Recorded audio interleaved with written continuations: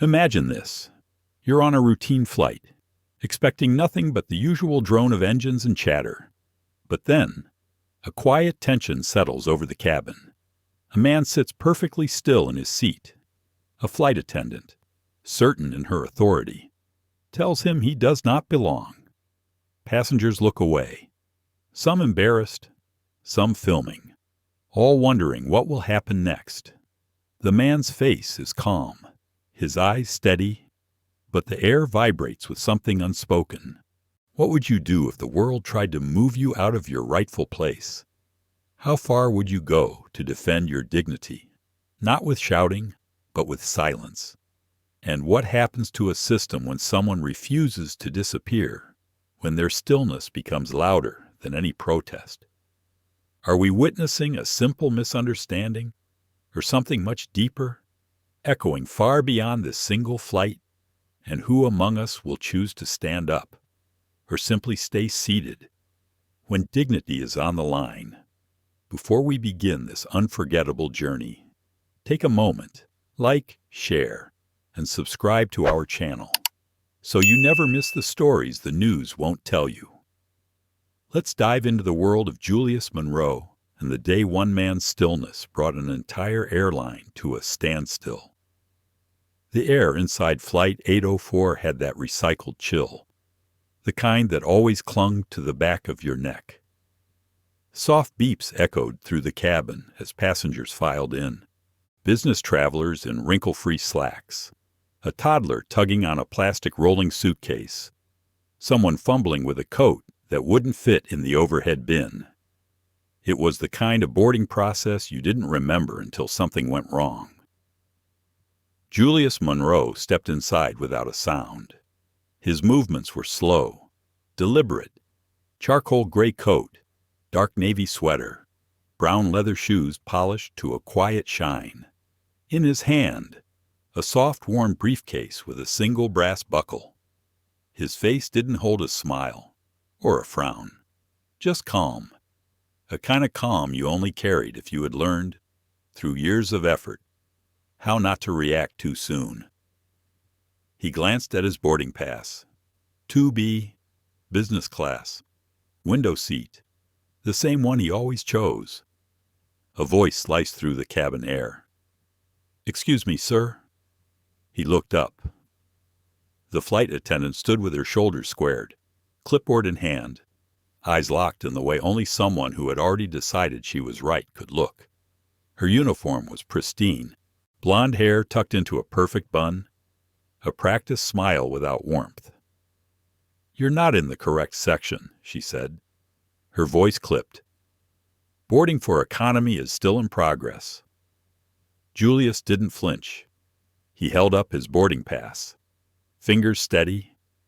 "This is seat 2B, he said, tone calm but not apologetic. The woman barely glanced at the ticket. "Business class is reserved for premium travelers. Sir, you'll need to return to the main cabin while we finish priority boarding."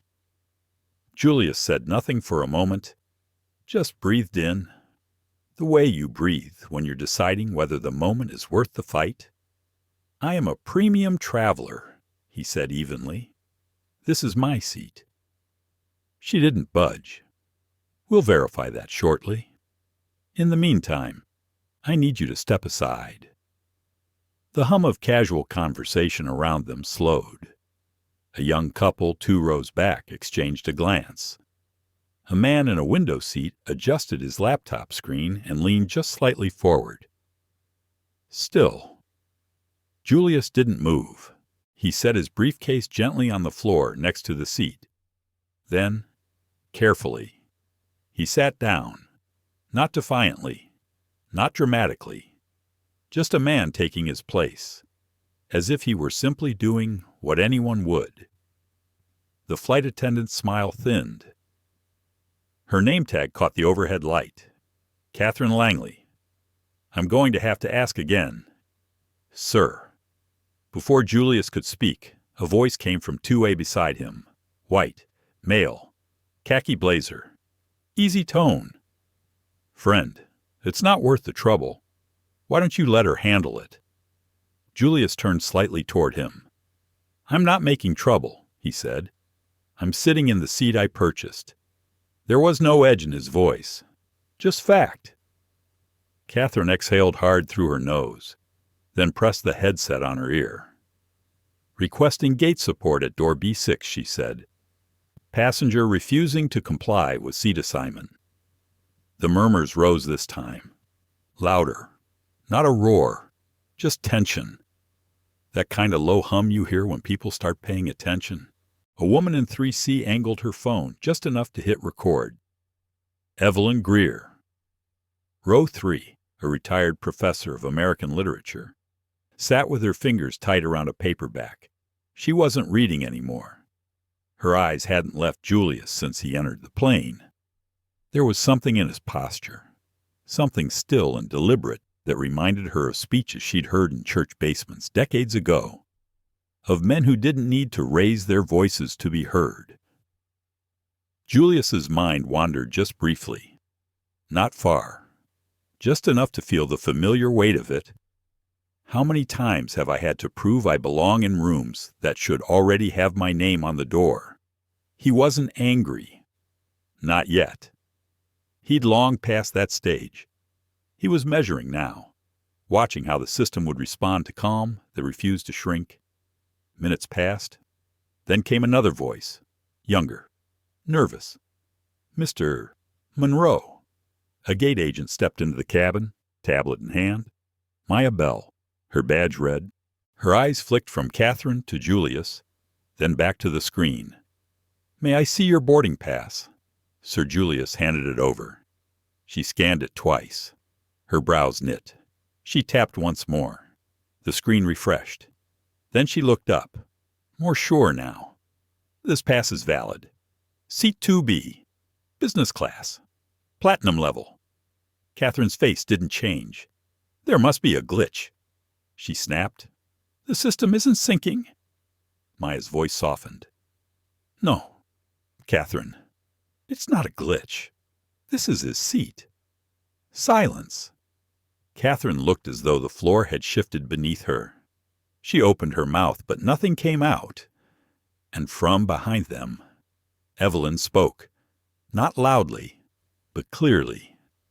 "I've flown too long to not know what this is." Catherine turned.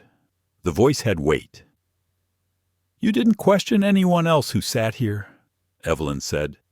"Just him." Catherine's face flushed. "I don't think race has anything to do with Evelyn." Cut her off with a stare that had taught generations of students to hush. "Then explain to me why you assumed the black man in a quiet coat with a briefcase couldn't possibly belong here." No one answered. Julius stood, not because he was told to, but because he'd decided the moment had done enough. He turned to Maya. "Thank you for checking." He looked once at Catherine, then said in a voice low enough only she could hear, "I'm not backing down. I'm just stepping aside for now." Then he picked up his briefcase and walked toward the jet bridge.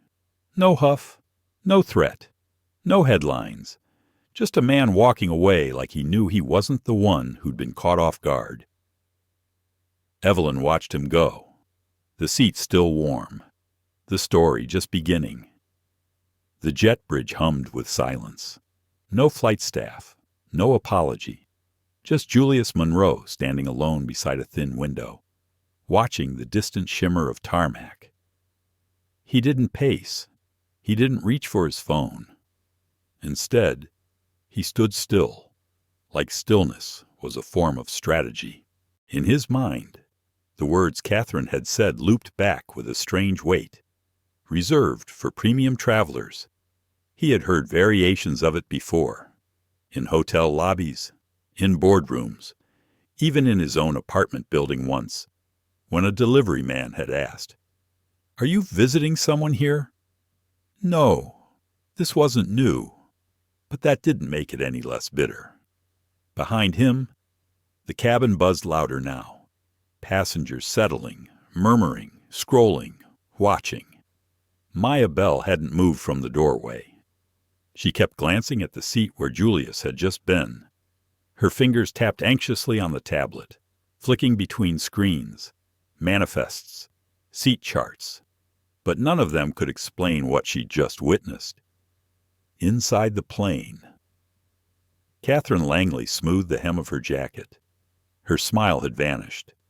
Her jaw was set in something between annoyance and embarrassment. She leaned toward the white male passenger in 2A. "Some people just look for trouble," she muttered. He didn't reply, just looked away. Row 3C remained quiet. Evelyn Greer had not stopped recording. Her phone was angled slightly downward, but the lens caught every word, every shift in voice. She hadn't posted it, not yet, but she was thinking.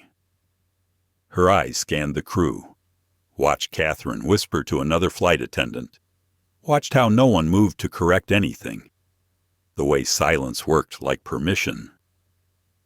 Julius finally sat down on the narrow bench along the jet bridge wall. He didn't lean back. His posture was straight, like a man still seated at the table, even after being shown the door. He remembered the boardroom 2 months ago. 12 executives, 1 vote. He had held his ground without raising his voice, swaying the entire panel with 3 sentences and a spreadsheet. And now here he was, having to prove he belonged on a plane he'd already paid for. There was a certain ache in that, not fury, just a tired familiarity. Inside the terminal, Maya made her way back through the boarding gate and into the operations kiosk. She wasn't sure what she was looking for: confirmation, maybe, protection, definitely. She tapped into the internal flight log. She saw his name again. Julius R. Monroe Platinum. Tier lifetime value, WACNI 1.8. Board level access confirmed. Her eyes widened. That wasn't just premium. That was corporate elite. The kind of name that didn't show up often. But when it did, got escalated quietly, discreetly, high priority. Her finger hovered above the flag internal report button. She hesitated, then tapped, back in the plane. Evelyn finally stopped recording. She looked down at the phone. It had been running for 5 minutes and 16 seconds. She saved the clip, titled it, "He Paid for the Seat." She didn't want to believe it. She thought about sending it to her niece, then thought better of it. Not yet. Instead, she stood, not for drama, just because her back ached and she didn't like the silence anymore. She walked slowly up the aisle and stopped just beside Maya, who had returned to the cabin entrance. Evelyn's voice was soft but clear. "Has anyone apologized to that man yet?" Maya blinked. "Not yet, ma'am." Evelyn folded her hands in front of her, calm but firm. "You might want to fix that, because that wasn't just rude. That was a message." Maya nodded slowly. "Understood." Behind them. The gate phone rang. Maya picked it up, voice wavering. "This is Maya Bell. Gate 6. There was a pause. Then a voice on the other end said sharply, "Put the passenger back on." Immediately. Maya swallowed. "Yes, sir. He's right outside." She hung up. The call had come from Regional. Back on the jet bridge, Julius's phone buzzed for the first time. He picked it up. One text. "From an unknown number. You may return. Authority verified." He didn't smile. He didn't stand right away. Instead, he looked out at the tarmac, watching the slow drift of baggage carts. He thought about what would have happened if he had been anyone else, if he had shouted, if he had let his voice shake, if he had made the mistake of being human instead of perfectly composed. He stood, buttoned his coat again. Inside the cabin, Catherine caught a glimpse of him stepping back in and nearly dropped her clipboard. "What is he doing back?" she asked sharply. Maya looked at her without blinking. "His seat is confirmed. All systems verified." Catherine's jaw tightened. Evelyn Greer spoke again, still calm. "This is the part where you apologize. Miss Langley." Catherine looked around. No one moved. Not a word. Not a hand extended. Just a vacuum. Julius re-entered, briefcase in hand. He didn't look at Catherine. He didn't even glance at the other passengers. He walked down the aisle, paused by 2B, and sat. Slow. Silent. Certain. Evelyn whispered into the air. He didn't fight. He waited. That's power most people don't understand. Across the aisle, the white man in 2A stared forward, trying not to exist. Catherine retreated to the galley, and the plane, though full of passengers, suddenly felt very small. Julius Monroe didn't recline his seat. He didn't take out a laptop or open a newspaper. He simply sat back straight, hands resting gently on his knees, eyes forward. It was the kind of stillness that made people uncomfortable. Not passive, not submissive, just composed, present. Maya Bell lingered near the galley, unsure whether she should say more or stay silent. She had never seen a situation like this escalate so quietly. No shouting, no threats. Just the heavy silence that lingered when someone had been wronged, and everyone knew it, but no one wanted to admit it out loud.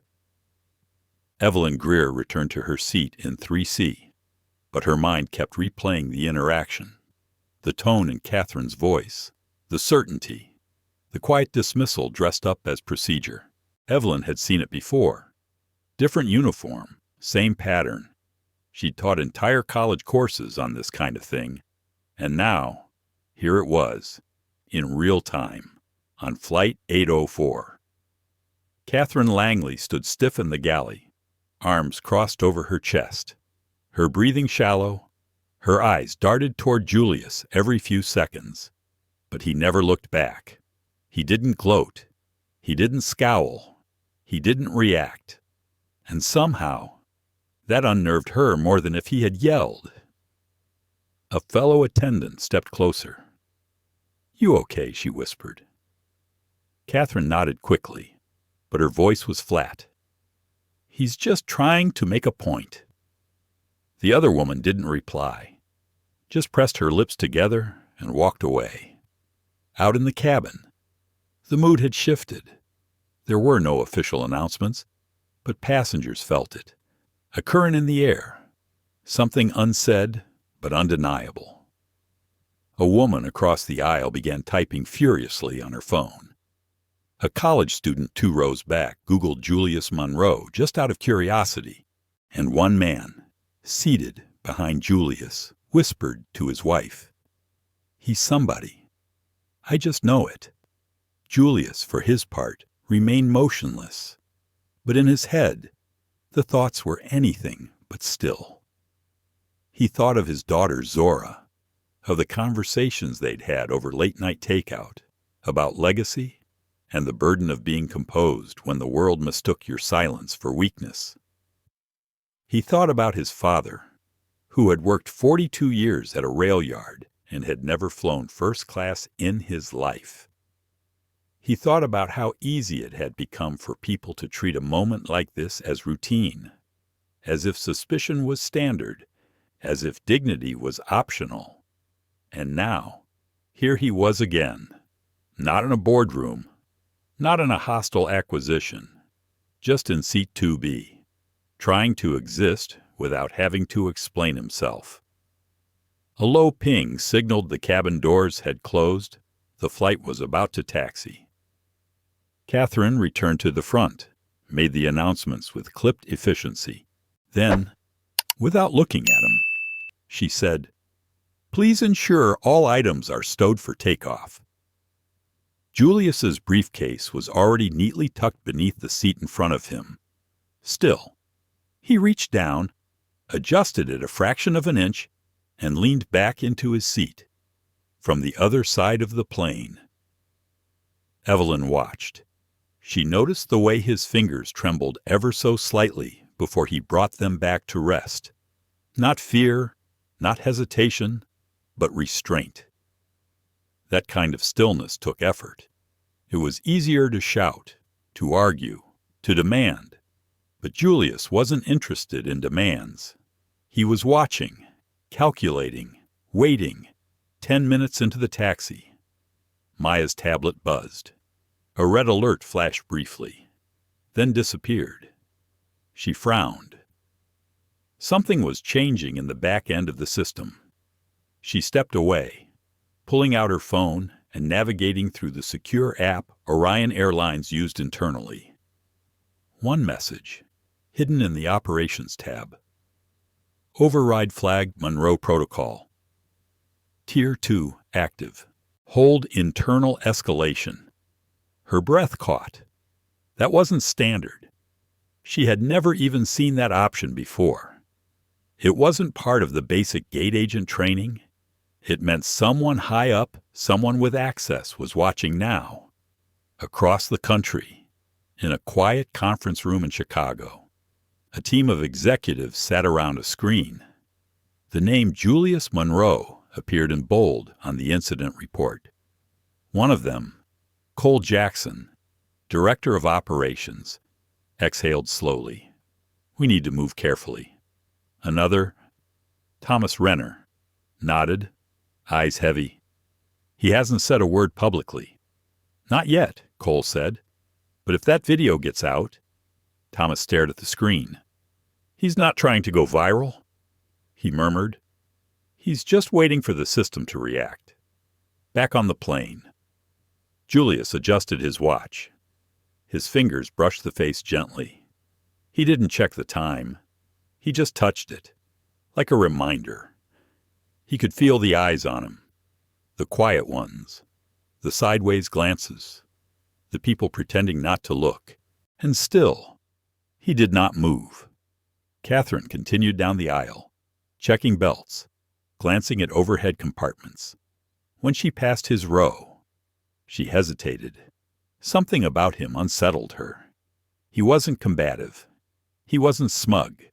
He was just there, unshaken. She didn't say anything, just kept walking. Evelyn whispered something into her phone. She had finally posted the video.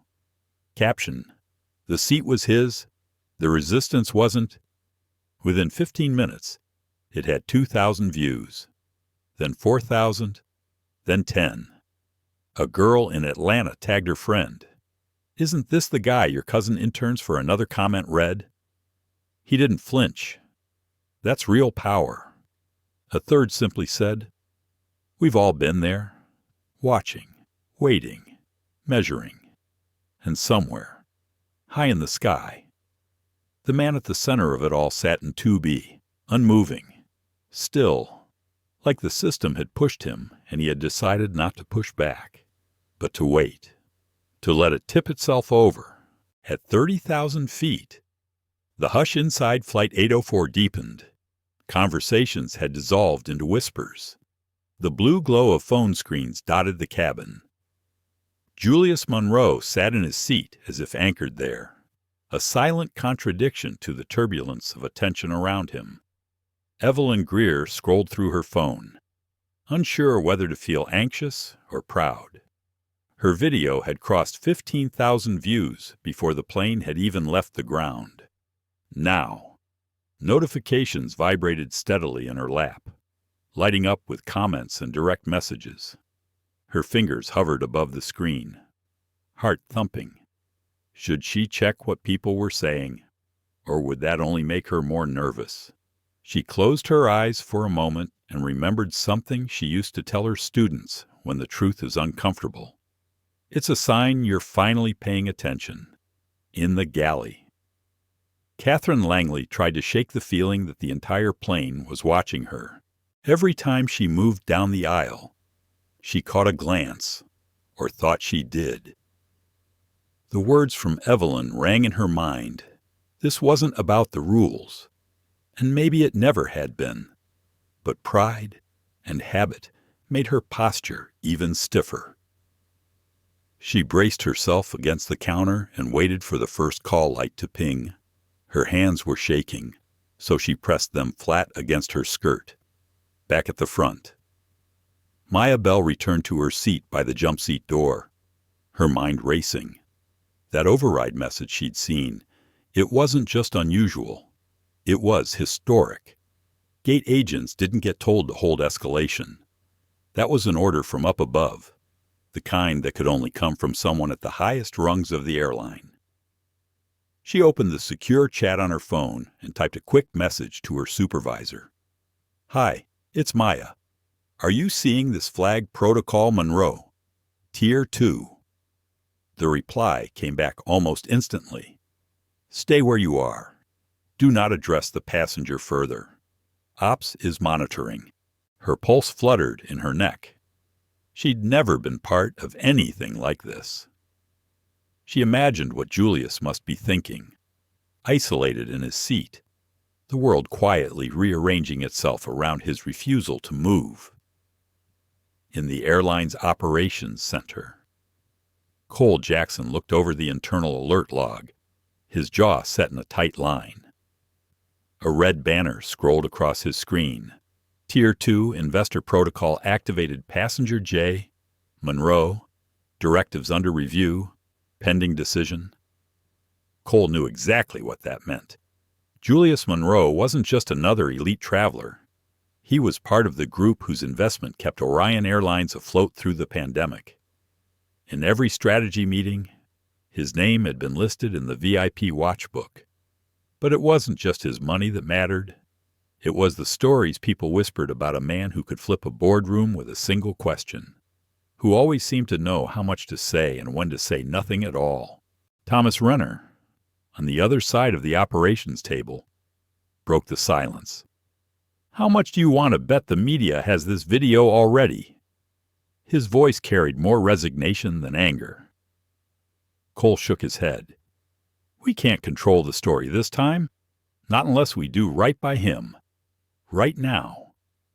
Thomas watched a junior analyst type furiously at a computer nearby. "And if we don't," Cole stared at the screen a long moment, "then we're the story."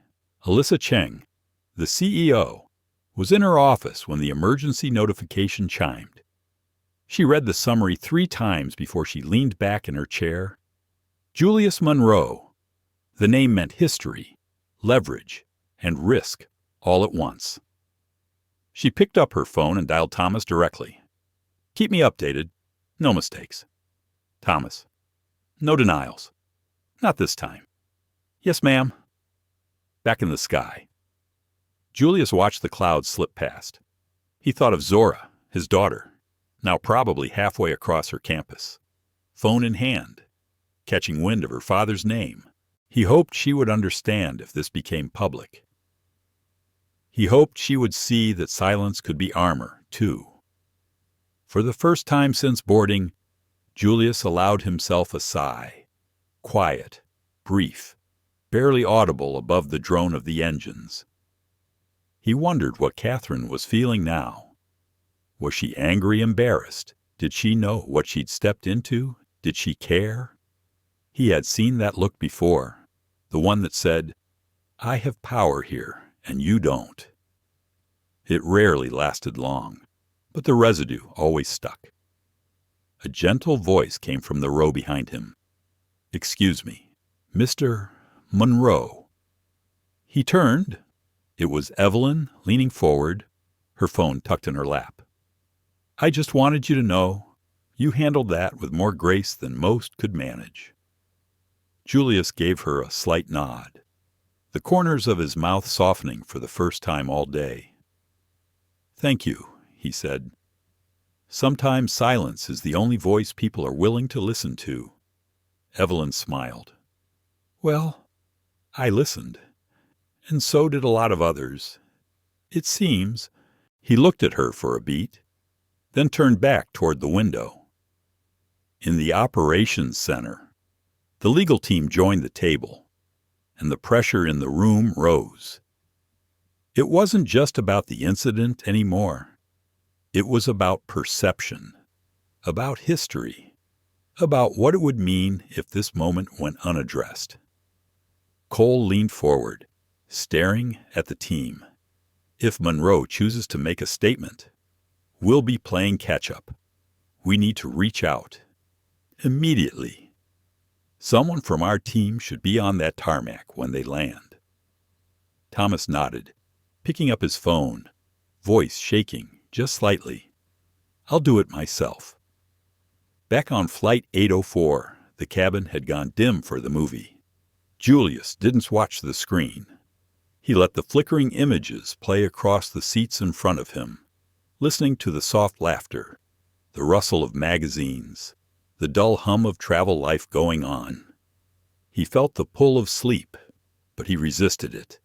He wanted to be awake for what happened next. And in her seat, Evelyn scrolled through the comments on her post. Each one a story, a sigh, a reminder that this wasn't just his fight. It was so many people's fight, all at once, all over again. She read them in silence. Sometimes, the loudest truths were the ones you kept in your chest, holding them close until the world finally looked over and asked what was wrong. In the dim blue glow of the operations center, everything felt suspended, the hum of computers, the shuffle of legal pads. A dozen eyes fixed on the digital readout above the central table, blinking Julius Monroe's name in urgent red font. Cole Jackson rubbed his thumb along the edge of his wedding band, the way he always did when he was worried. Alyssa Cheng's voice still echoed in his mind. No mistakes. Not this time. His gaze moved to the big screen flight tracker. Incident report, investor profile, even a live feed from the JetBridge cam. He was used to pressure, but not like this. Not with so much history breathing down his neck. Thomas Renner sipped burnt coffee and pretended his hands weren't shaking. Is there any way this just goes away? He muttered. His question was more wish than strategy. A legal counsel, a young woman with a neat braid, shook her head. Not with a Tier 2 protocol. If Mr. Monroe posts about it, we're finished. If he doesn't, we're still going to be audited. This is above PR. This is governance. Someone else chimed in, voice tense. That video is moving. The comments are brutal. People are tagging local news and activist groups. We're already being called out for discrimination, and it's only been an hour. Cole felt a stab of regret. He remembered the first time he met Julius at a private airport lounge, years before. Julius had been respectful but direct, shaking every hand, asking sharp questions, but never showing off. Cole had admired that. He never expected to see the man's name at the top of an emergency protocol. He drew a long breath. We need to do two things. First, make sure no one touches him or tries to apologize in the wrong way. Second, prep a response for the board. If this becomes a governance issue, we need to show that we took decisive action before the headlines hit. Alyssa's face appeared on the conference screen, her expression crisp and unreadable. Update me. Cole's voice was steady but quiet. Julius Monroe is remaining calm. He hasn't raised his voice.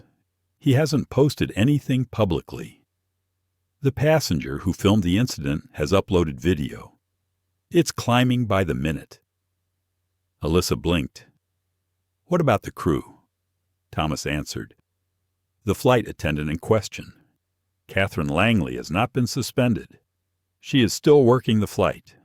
Gate agent Maya Bell escalated the issue correctly. Julius was removed, then allowed back. Alyssa's voice dropped. If there's even a whiff that we tolerated this, it will cost us more than any lawsuit. I want a full report, internal and external, and start drafting apology language now. The legal counsel spoke up again. We'll need to inform the union if crew discipline is likely, and if this goes public, they'll defend her to the end. That could get ugly. Cole looked at the legal team, then at Alyssa. "We have to move on facts, not fear. Was there a mistake with the manifest Maya Bell's note? Relayed up the chain." Appeared on the monitor. "All records show valid assignment. Monroe is confirmed platinum tier. Board-level investor. No system error." The room fell silent again. Alyssa glanced away from the camera, her jaw set. "Do you know what makes this different from every other discrimination complaint?" she said. He didn't shout. He didn't argue. He waited.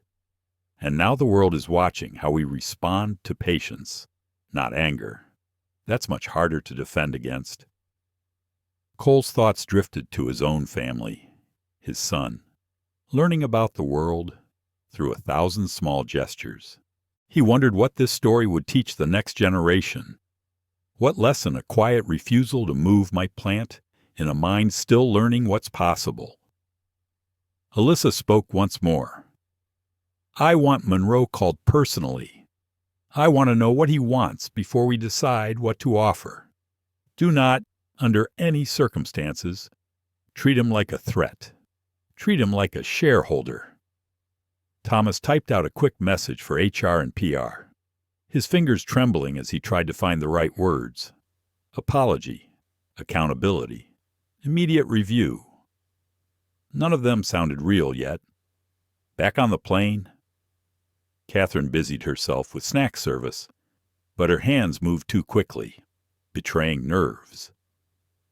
She could feel the ripple moving through the crew people watching, whispering, waiting for an email to drop. She felt exposed.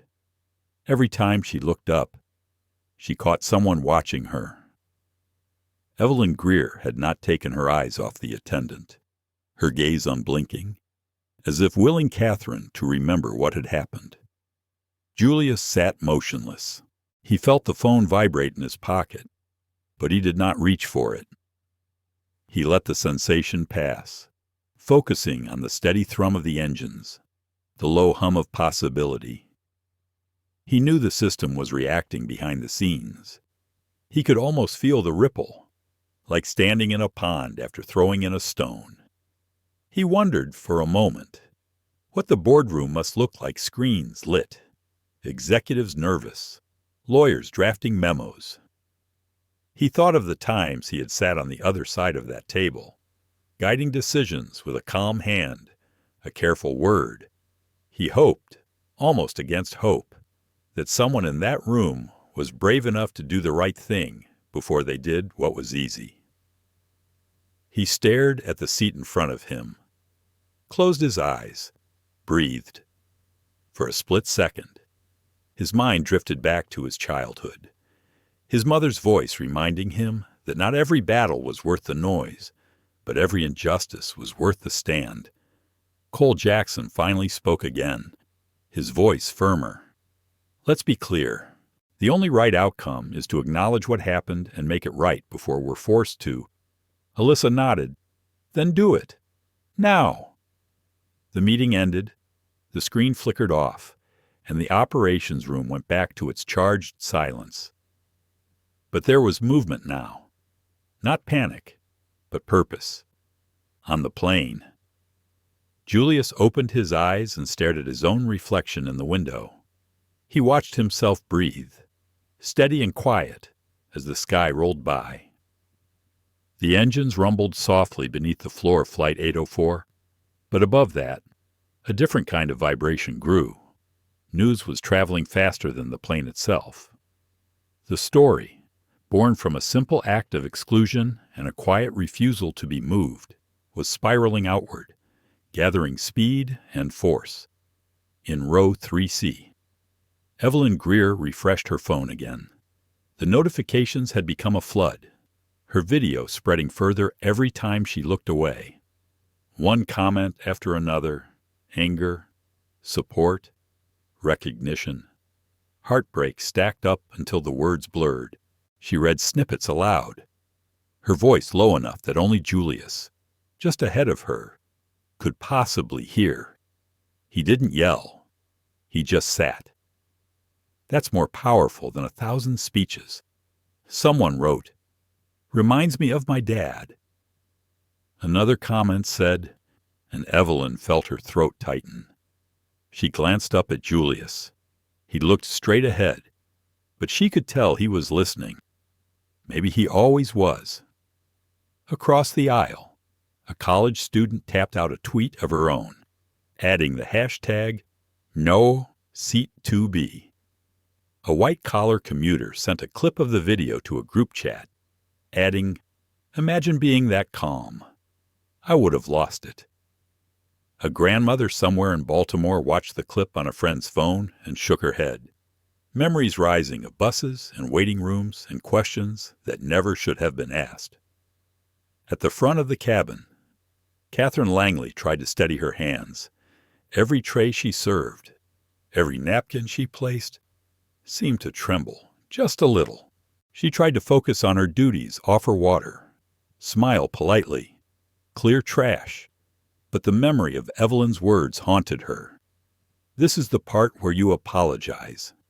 She hadn't. She wasn't sure she even knew how. Her chest felt tight. The lines between right and routine, authority and empathy, had blurred. In the terminal at Logan International, Zora Monroe sat at a small round table in the student union, her laptop open and a half-finished essay forgotten beside her. Her phone had started buzzing an hour ago, messages pinging in from friends, classmates, even distant cousins she hadn't spoken to in months. "Girl, isn't this your dad? Turn on the news. He's trending. I wish my dad would teach me to be that calm. Proud of you, Zora. He's making history in real time." She clicked the video link. Her father's face appeared on screen, tired, composed, refusing to move except on his own terms. She watched the video 3 times in a row, each time feeling something different: pride, anger, worry, hope. She thought about the stories he'd told her growing up, about dignity, legacy, and the cost of silence. Now she wondered how much it must hurt to carry all that calm on his shoulders. She called him, half expecting him not to answer. Voicemail? She stared at the phone, then typed out a message instead. "You're doing it again, changing things just by sitting still. I love you. Dad, come home safe." Back in the airline's operations center, Cole Jackson and Thomas Renner watched as their internal dashboards lit up with mentions, shares, and direct emails from passengers, activists, and even the mayor's office.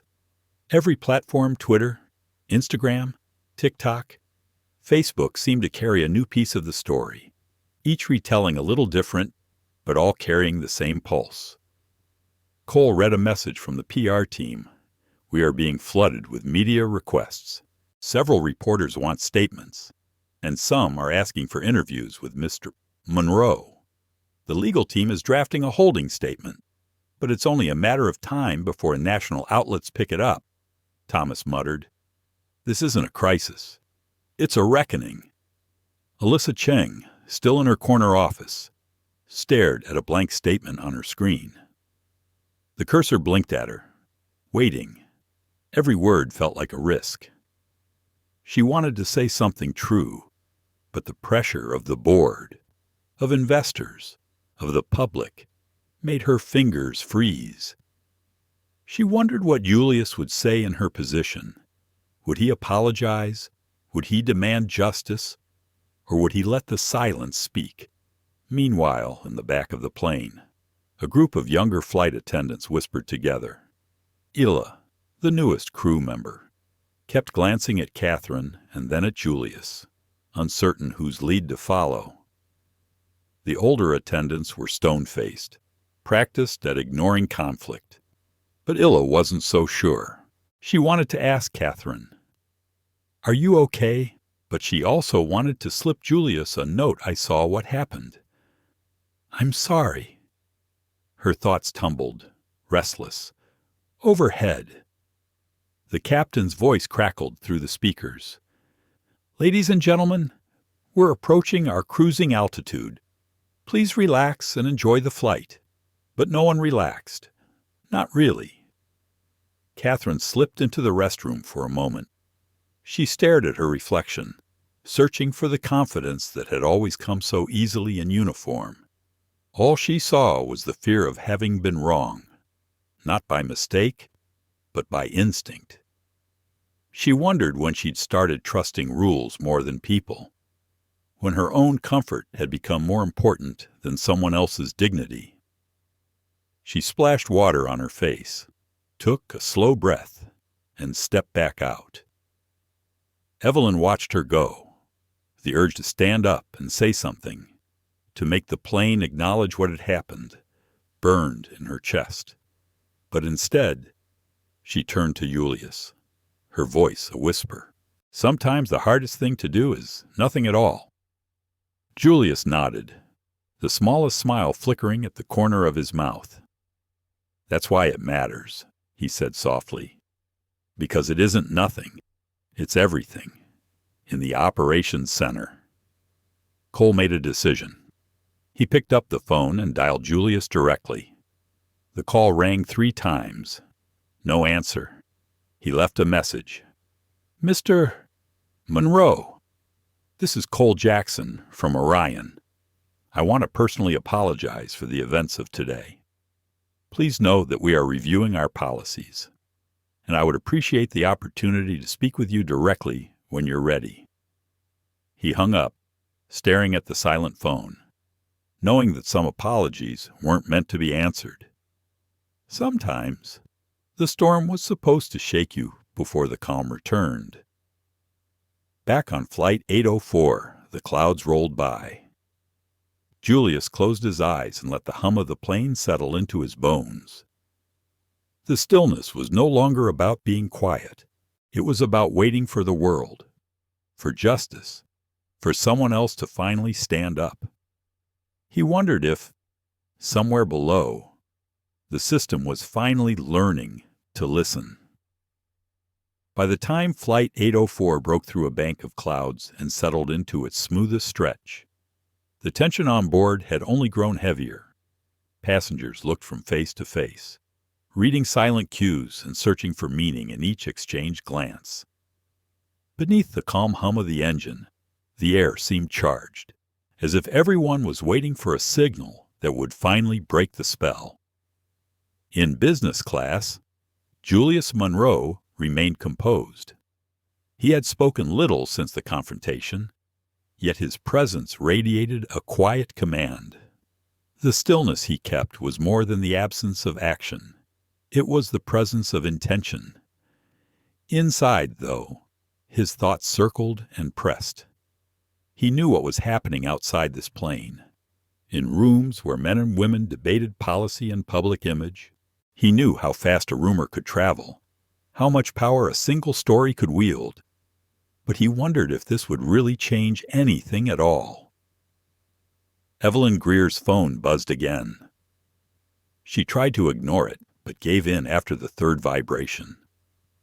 A message from her niece popped up. "Auntie, he's everywhere. News, social, TikTok. Everyone is talking about what happened."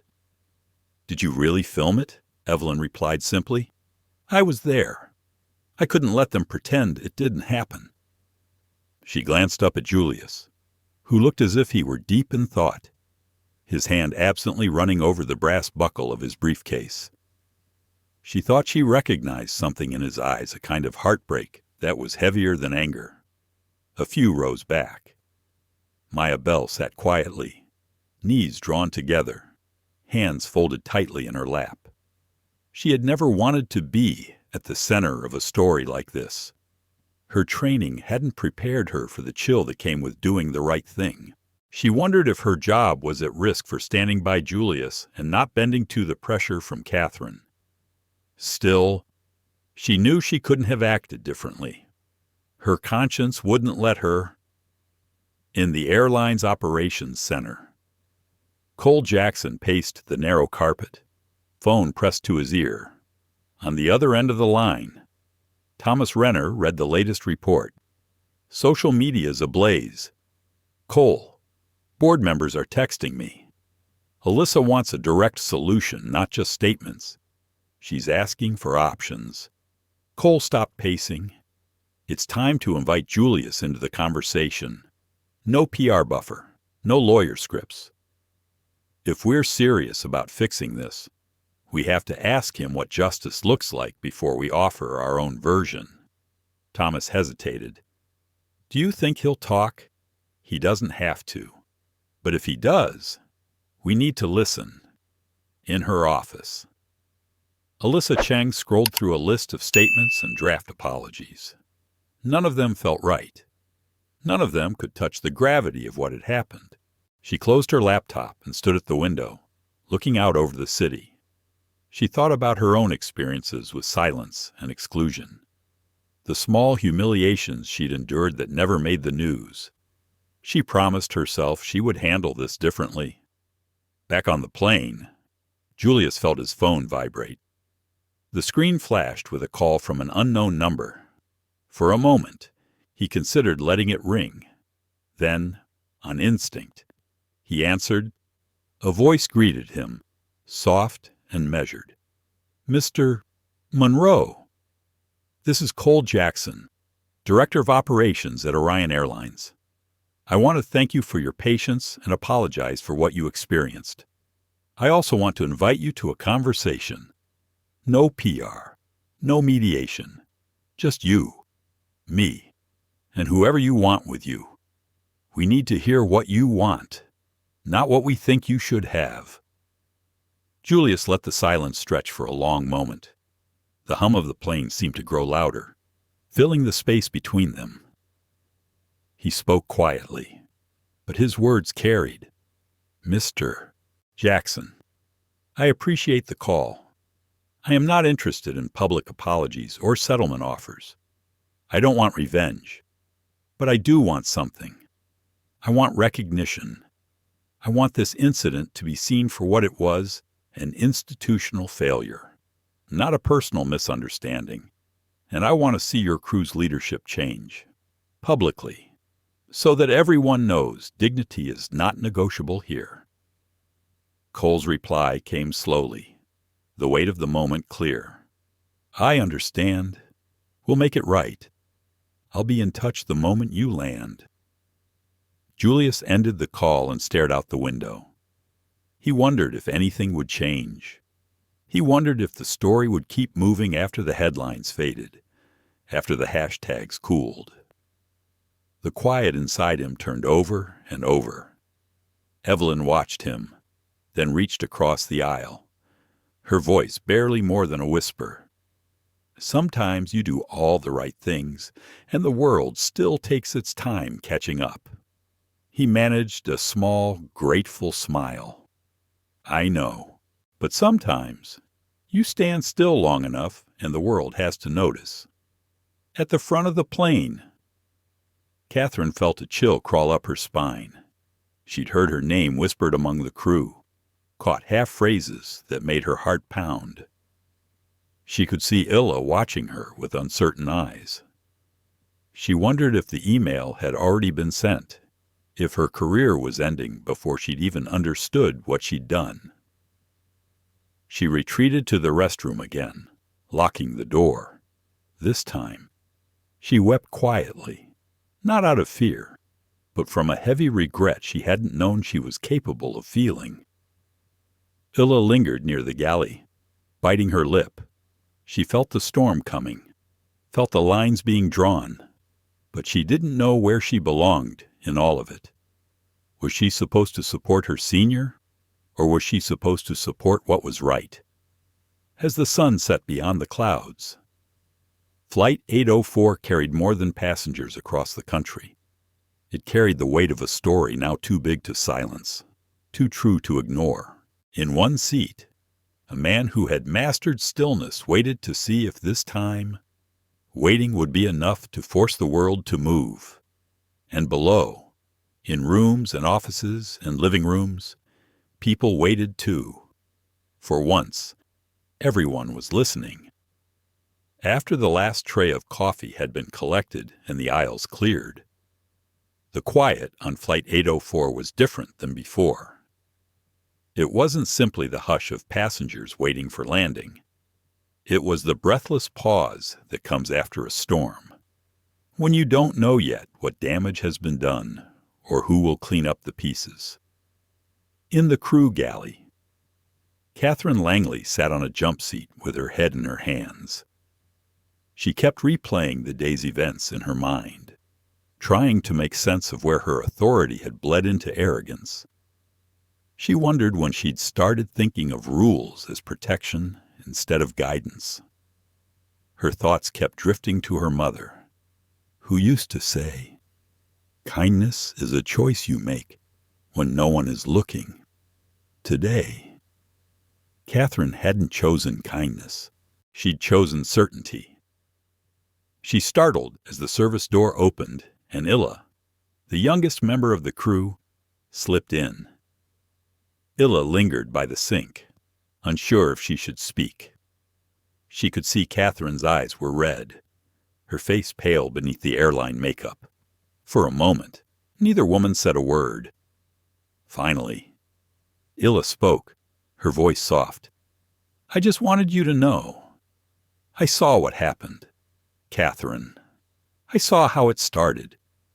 I don't think he was ever trying to start trouble." Catherine didn't look up. "I know," she whispered, "but I thought I was just following protocol. That's what they train us to do." Illa's reply was gentle, but firm. Sometimes the protocol's the problem. Sometimes it's the people following it too closely, without stopping to see who's in front of them. Catherine winced. The words stung, not because they were harsh, but because they were true.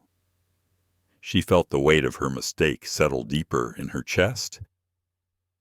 Outside the galley, the cabin was alive with quiet conversation. Passengers scrolled their phones for updates, some exchanging glances with Julius, some avoiding his gaze.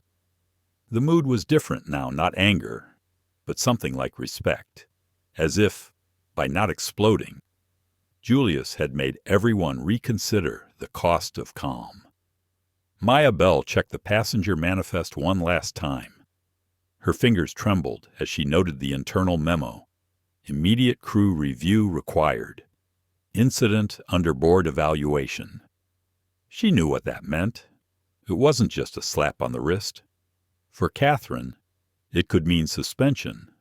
For Maya, it might mean scrutiny, too. She wondered if anyone up the chain would care that she'd tried to do the right thing. She slipped into the crew rest area and found Catherine still staring into her hands.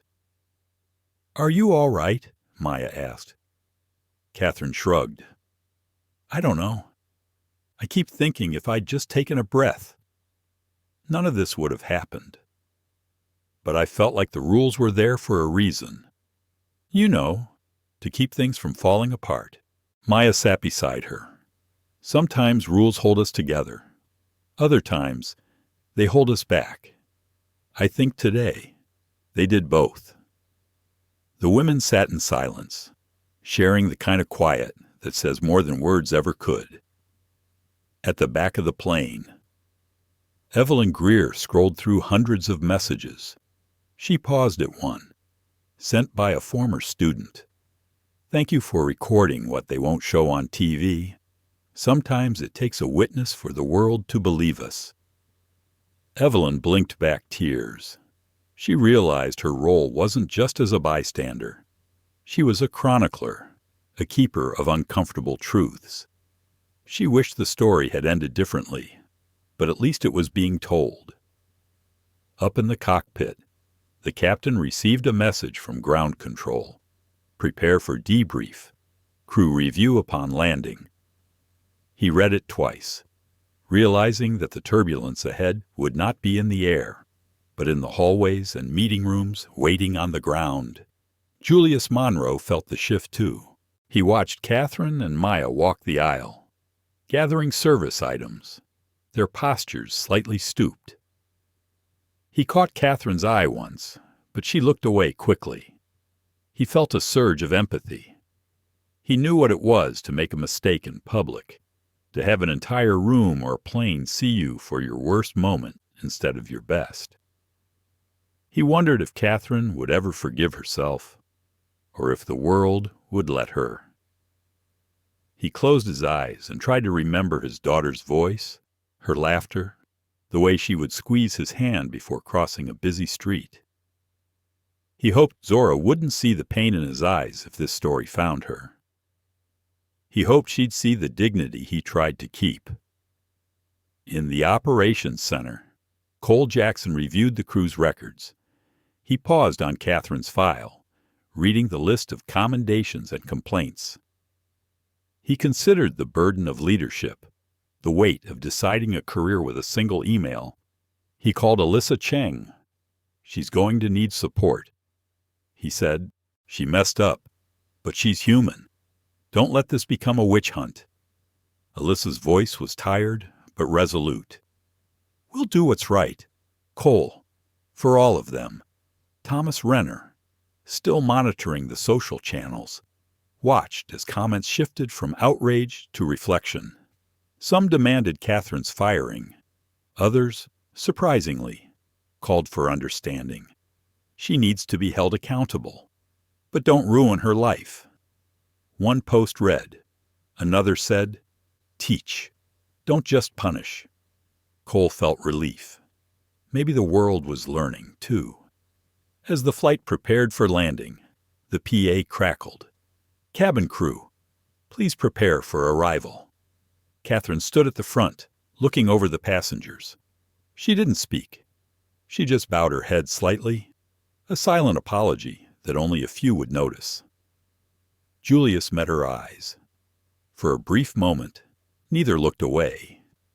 In that shared silence was a recognition the line between harm and healing runs through every heart.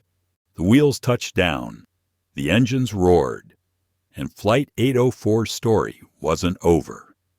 But a new chapter was beginning for the airline, for its crew, for everyone on board. The city outside Zora Monroe's dorm window was painted in the deep blue of evening, lights flickering between campus buildings and faraway office towers. Zora sat cross-legged on her bed, laptop open but ignored, the cursor blinking at the end of a half-finished essay about the Harlem Renaissance. Her phone, however, refused to let her focus on anything else. She scrolled past dozens of messages, each one echoing the same story, each one including her father's name. Her group chats had exploded with links and videos, her notifications overloaded. Friends sent screenshots, strangers tagged her in posts. "Zora, is this your dad?" "He's trending. I wish my dad had that kind of courage. Are you okay? Do you want to talk?" She watched the video again, even though she'd already memorized every second. There he was, sitting in the airplane seat, perfectly composed, calm, as the world tried to shift him out of place. He said almost nothing in the clip, but his face soft around the eyes, shoulders squared, carried a story all its own. Zora felt her heart twist, a mix of pride and sorrow. She knew that stillness. She'd grown up with it. Her roommate, Layla, looked over from her own desk, concern creasing her brow. "You all right?" Zora took a breath, setting her phone aside for a moment. "Yeah, it's weird. Seeing my dad like that. I always knew he was strong, but now everyone else does too. But I hate that he had to go through this for them to see it." Layla nodded. "My dad would have lost it. I mean, who wouldn't?" Zora smiled faintly. "Not him. He always said, 'Power isn't in how loud you get. It's in what you refuse to give away.'" I guess now people finally get what he meant. The room fell quiet for a moment, just the hum of the radiator and distant sirens. Zora reached for her phone again, opening the chat thread she shared with her father. She typed out a message, deleting and rewriting it several times before settling on something simple. "I'm proud of you. No one else could have handled it like that. I love you, Dad." She hit send, then waited. The delivered checkmark appeared, but no reply came. She set the phone aside and tried to focus on her essay, but her thoughts kept drifting back to the flight. She wondered what her father was feeling now. Was he exhausted, angry, sad, or just quietly determined? As always, she remembered the first time he told her about the weight of being seen. Zora was 10, sobbing after a teacher accused her of cheating because she finished a test too quickly. Her father had pulled her into his lap and wiped her tears. "You'll be underestimated 1,000 times," he'd said. "People will assume you're less than what you are, just because they can't imagine you being more, but you don't have to prove anything to them. Zora, just stay in your seat. Stay in your dignity. Let the world adjust." The memory made her eyes sting. She understood now how much effort it took to be that unshakable. It wasn't just self-control. It was a lifetime of practice. Layla broke the silence. "Do you want to talk about it, or do you just want to hang out?" Zora shrugged. "I don't know. Maybe both." She paused, a sad smile on her lips. "Part of me wishes he'd fought back. Just once. Raised his voice. Made a scene. But then he wouldn't be your dad," Layla said quietly. Zora laughed, wiping at her eyes. "No, he wouldn't." Her phone buzzed. This time, it was a text from her aunt in Chicago. "He's a hero. You know, not just to us, but to everyone who watched him stay calm." Zora felt warmth spread through her chest. She wondered if her dad felt that support from across the country. She hoped so. She thought about sending another message. Instead, she opened her notes app and started typing, letting the words spill out like a journal entry she didn't plan to share. What does it cost to be composed? How many times does a person have to stay calm before the world lets them just be? Does the system ever change? Or does it just get better at pretending? Will my kids have to learn this same stillness? Or will they get to shout if they need to? Her thoughts ran wild, but the feeling was steady. She understood her father's silence better now. It wasn't just for him. It was for her, too. For everyone watching, waiting, hoping that quiet resistance would finally be enough.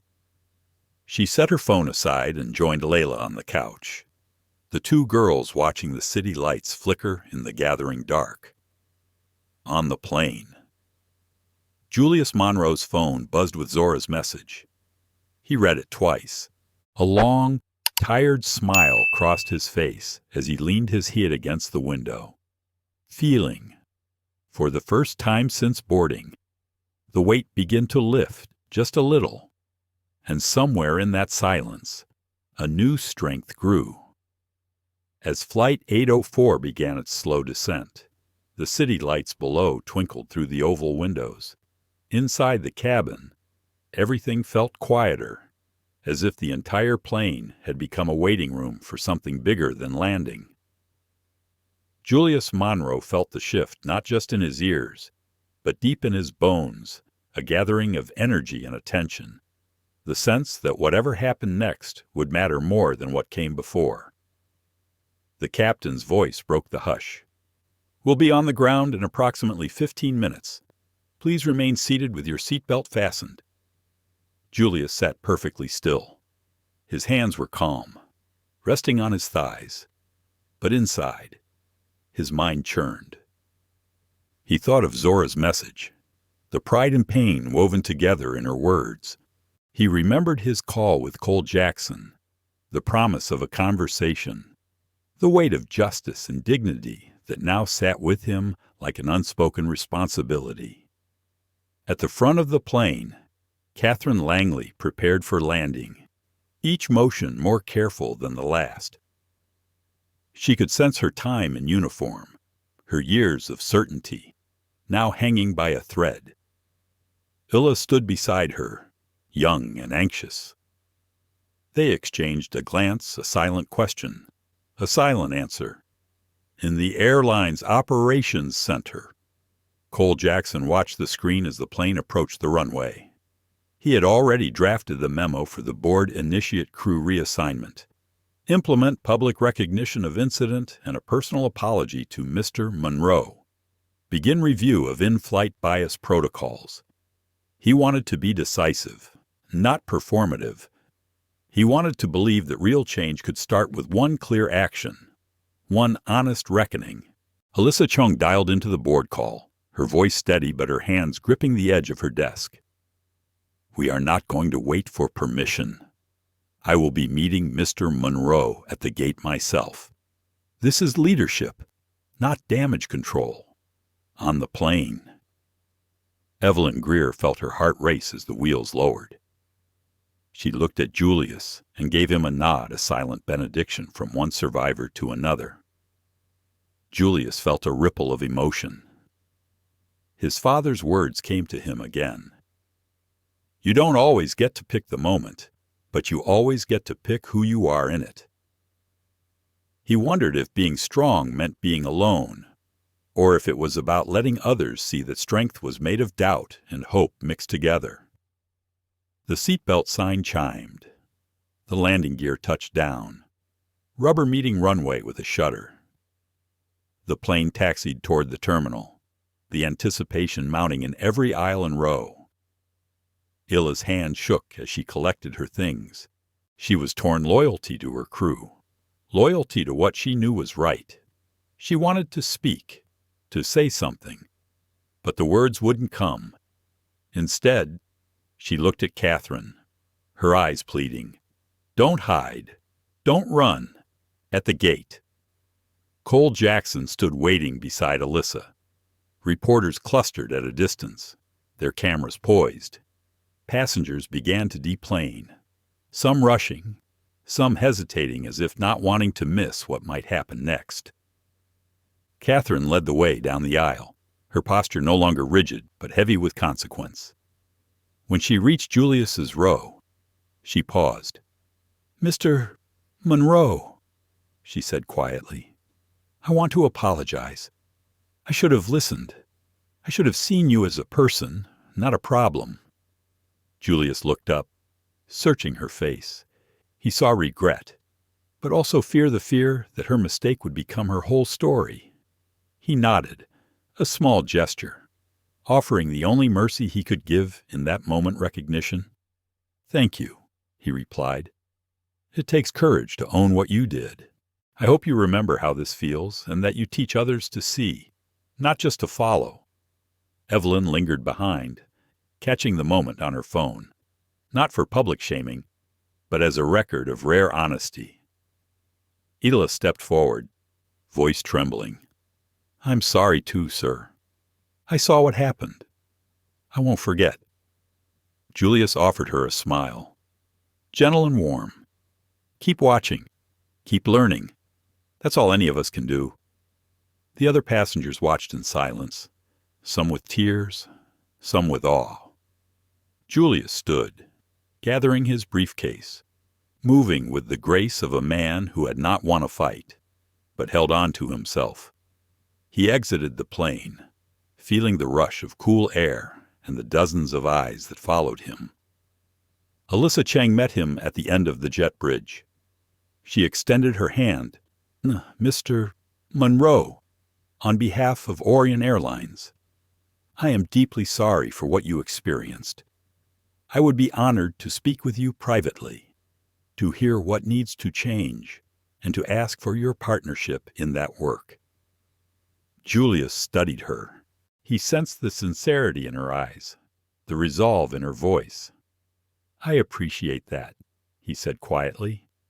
Let's talk, but only if you're ready to listen, not just to me, but to everyone who has ever felt invisible. Alyssa nodded, and for a moment, the story wasn't about policies or PR, but two people choosing to speak plainly. even when it hurt. Cole Jackson watched, relief in his chest. For the first time that day, he believed change was possible. In the background, reporters jostled for position, hoping for a statement.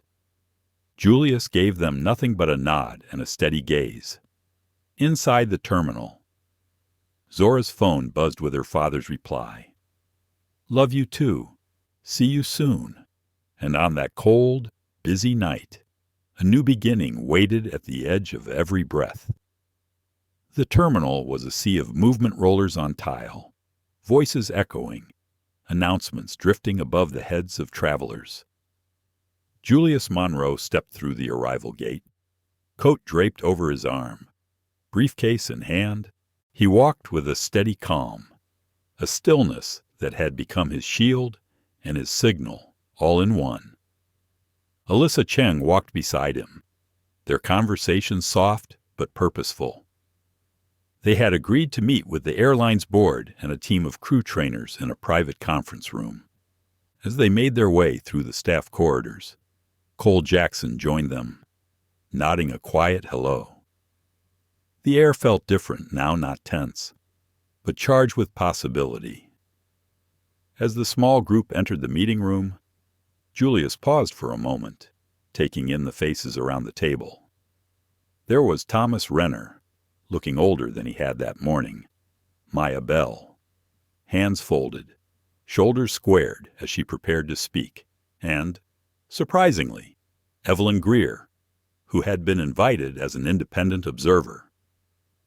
Alyssa opened the meeting with a clear statement. "We are not here for appearances. We are here for accountability and change. Mr. Monroe, I want you to know your experience has already changed our policies, but that is not enough if we do not learn from it." Julius nodded. For the first time since the incident, he felt the weight of his own exhaustion. He realized how much he had given just by refusing to move, how much had been asked of him not by choice, but by history. He spoke quietly, his voice steady. Change begins when the people in charge stop pretending nothing happened. I am not here to ruin anyone's career, but I am here to make sure this never happens to someone who cannot speak up for themselves. Maya spoke next. She described the moment she realized the system was flawed, the sick feeling when she saw her own hesitation play out on the tablet screen. I didn't want to cause trouble, but I didn't want to be part of something wrong. I hope we all see how quickly silence becomes complicity, Evelyn added. It's easy to tell the story after the fact, harder to live it in real time. What matters is not just this meeting, but what you do when the next story unfolds, whether there's a camera or not. Alyssa promised that the airline would implement new training, new accountability, and new channels for passengers and staff to report bias in real time. She thanked Julius for his grace, and Evelyn for her courage to bear witness. The meeting ended not with applause, but with a shared sense of responsibility. Later that evening, Julius made his way back to the terminal, ticket in hand for a new flight. He had been rebooked, of course first class, a personal escort to the gate, apologies from every level of staff. But he didn't care about the upgrades. What mattered was the look on people's faces now open, aware, cautious, but trying. As he boarded, Maya was there to greet him. "Welcome back, Mr. Monroe." He nodded, a gentle smile crossing his face. "Thank you, Maya, for seeing me this time." He found his new seat 2B again. The same number as before. The difference now was the silence in the cabin felt respectful, not uncertain. Passengers offered brief nods, some of solidarity, some of gratitude. Catherine Langley was not on this flight. Julius wondered where she was if she was with family, replaying the moment, working through her own shame and resolve. He hoped she would find a way to forgive herself, to grow. Illa, now working under a new supervisor. brought Julius a cup of coffee. She leaned in quietly. "I learned a lot, sir. Not just about my job, but about what it means to see people for who they are." Julius thanked her. He looked out the window as the plane began to taxi, the city lights stretching across the horizon. In row 3, Evelyn Greer was seated again, this time with a sense of closure she hadn't expected. She watched Julius as the engines roared, feeling a peace she hadn't known since she was a young woman. Sometimes, she thought, the story doesn't end with justice or revenge, but with dignity restored. As the plane rose above the city, Julius let his head rest back. For a rare moment, he allowed himself to exhale, not in surrender, but in relief. He had not demanded victory. He had demanded visibility. He had refused to move, and because of that, the world had moved with him, however slowly. Outside, the sky was vast and clear.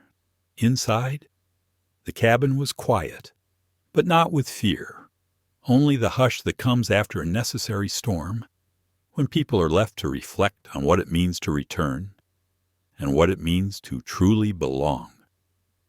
The morning after the flight, sunlight broke through hotel curtains, painting warm rectangles across the room where Julius Monroe sat, coffee in hand. He hadn't slept much, not because of anger, not even because of stress, but from the lingering hum of everything that had happened. In the quiet, he scrolled through the messages filling his phone. Some were from strangers' words of thanks, memories of similar stories, photos of families who watched the news and whispered, "That's how you do it."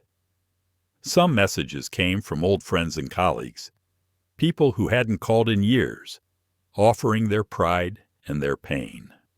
One message stood out, a simple text from Zora. "Thank you for never moving. You made me believe it's safe to stay." Julius stared at those words. He realized that the cost of composure had always been worth it, even on days when he wished he could throw it all aside. He thought of Zora's future, the questions she would face, the way people would measure her before they ever met her. He hoped that, just once, the system might pause, remember a moment like this, and choose differently. Downstairs, the lobby was alive with morning travelers. Julius was recognized by a few, a nod here, a handshake there, people who offered a silent thank you with their eyes. He made his way outside, where reporters waited by the curb, hoping for a statement or a dramatic headline. He offered neither, just a small, measured smile and a single sentence. "I'm grateful for the people who watched. That's all." He moved on, the cameras fading behind him. At Orion Airlines headquarters, Alyssa Cheng gathered the leadership team and a handful of junior staff for a morning meeting. She read aloud from the new policy changes mandatory bias training for all employees, a revised reporting system for passenger complaints, and a statement of public acknowledgement for what had happened to Julius Monroe. She didn't ask for applause. She asked for commitment. She asked them to remember that every seat on every plane belonged to a person with a story, not just a ticket. Cole Jackson and Maya Bell worked together on the rollout, determined that the story would not fade into memory as just another viral moment. They pushed for change, real change, knowing that the hard part would be keeping the promise after the headlines faded. In her apartment, Catherine Langley sat at her kitchen table, fingers wrapped around a mug of tea. She had stepped away from flying, at least for now. She wrote a long letter to the airline and to Julius. She apologized, not with excuses, but with the clarity of someone who had seen her own reflection and was determined not to look away. She promised to do better, to be better, and to make sure no one else would feel invisible under her care again. Illa, meanwhile, became a quiet leader among her crew. She told the story of Flight 804 to new hires, not to scare them, but to help them understand the weight and the gift of their authority. See the person, not just the uniform. She would say, if you get it wrong, make it right. On campus, Zora sat in a seminar where her professor used the story of Flight 804 as an example not just of injustice, but of the power of peaceful resistance. Students debated the meaning of dignity and the difference between silence and complicity. Zora didn't say much. She didn't have to. The look on her face, the steady way she held herself, said enough. Evelyn Greer found herself invited to community forums, asked to speak about the importance of bearing witness. She told her story, not as a hero, but as a participant, a reminder that history is made up of the choices we make in the moments when it's hardest to see the cost. And as the days passed, the video kept circulating.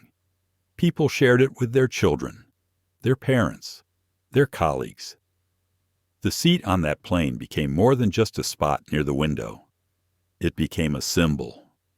In a small airport lounge, a plaque was quietly installed in honor of those who stayed seated when the world tried to move them.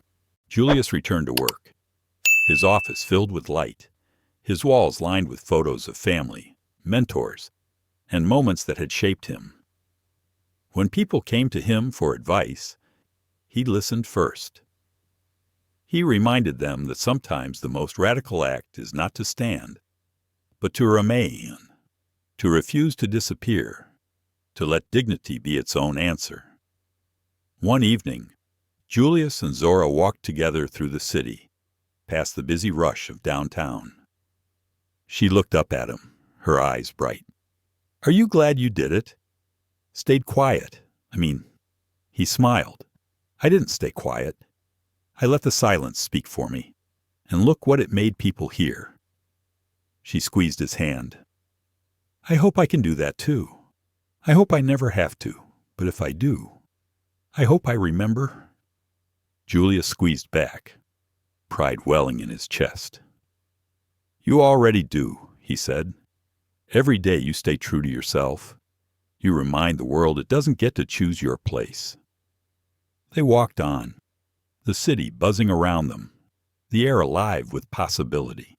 At the end of the week, a new group of passengers boarded Flight 804. The same rows, the same seats, but a different energy in the air. In seat 2B, a young woman settled in, glancing at the sunlight streaming through the window. She read the plaque on the wall and smiled, not knowing the full story, but feeling the weight of the change left behind. Legacy, Julius realized, isn't just what you fight for. It's what you refuse to give away. And in the hush that followed, the world remembered. As the plane touches down and the story settles, what are you left feeling? Maybe it's anger at a system that still decides who belongs and who doesn't. Maybe it's hope, seeing how one person's quiet courage can ripple through an entire industry.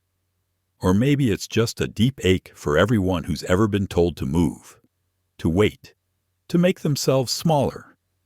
Tonight, let's hold on to the truth. Real change begins with empathy and respect, but it demands that we confront injustice head-on. Dignity is not a privilege, it's a birthright. We honor those who fight with grace, who stay seated in the face of exclusion, and who remind us all what it means to belong. If this story touched you, if it made you feel seen or challenged you to see others more clearly, share, and subscribe to our channel. Join our community as we lift up voices, expose what's hidden, and demand better for all. Thank you for watching. Stay tuned for our next journey where silence is never an excuse, and every seat tells a story.